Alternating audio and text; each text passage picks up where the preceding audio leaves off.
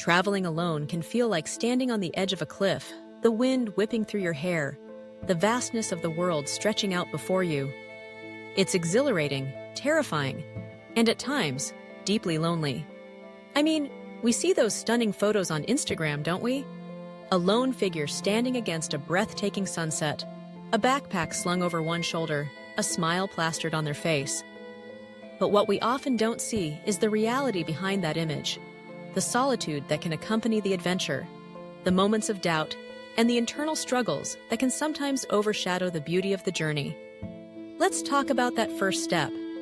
You decide to embark on a solo trip, maybe to a country you've always dreamed of visiting. You book the flights, pack your bags, and feel that rush of excitement. But then, as the departure date approaches, a wave of anxiety crashes over you. What if I get lost? What if I don't meet anyone? What if I eat alone every night? The questions spiral, and suddenly that thrilling adventure feels more like a daunting challenge. It's a dilemma. We solo travelers know all too well the pull of adventure versus the fear of isolation. When you finally arrive at your destination, the initial thrill is intoxicating. You step off the plane, the air rich with unfamiliar scents, the sounds of a different language swirling around you. You're free, you're independent. But as the days unfold, the reality of being alone can seep in. You find yourself sitting at a cafe, the aroma of fresh coffee wafting through the air, and you realize that while the world around you is bustling with life, you're just there. It's a strange juxtaposition, surrounded by people, yet feeling profoundly alone. You watch couples laugh over shared meals, groups of friends snapping selfies, and you can't help but feel like an outsider peering into a world that's just out of reach. But here's the thing, loneliness doesn't have to be a negative experience. It can be a catalyst for self-discovery. When you're alone, you're forced to confront yourself in ways you might avoid back home. There's a rawness to it. You learn to appreciate your own company, to find joy in silence, and to engage with the world on your own terms.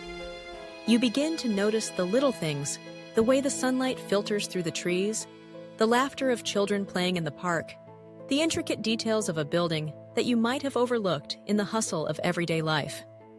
You become more observant, more present, and that's a beautiful gift. But let's not sugarcoat it. There are tough moments.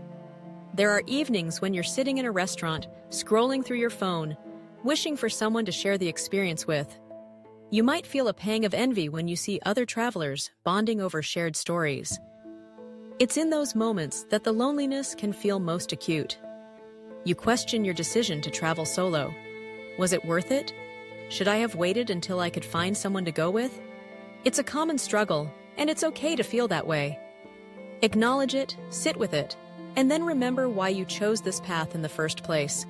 One of the most liberating aspects of solo travel is the freedom it grants you. You can wake up whenever you want, go wherever your heart desires, and change your plans on a whim without having to consult anyone else. That kind of independence is invigorating.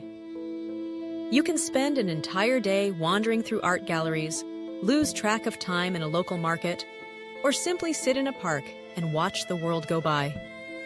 You create your own itinerary, and there's a certain magic in that. And then there's the beauty of meeting new people. Yes, it can be intimidating to strike up a conversation with a stranger, but it's also one of the most rewarding aspects of traveling alone. You'll find that people are often more open and friendly than you might expect. A simple smile or a question about directions can lead to a deeper conversation, a shared meal, or even a new friendship.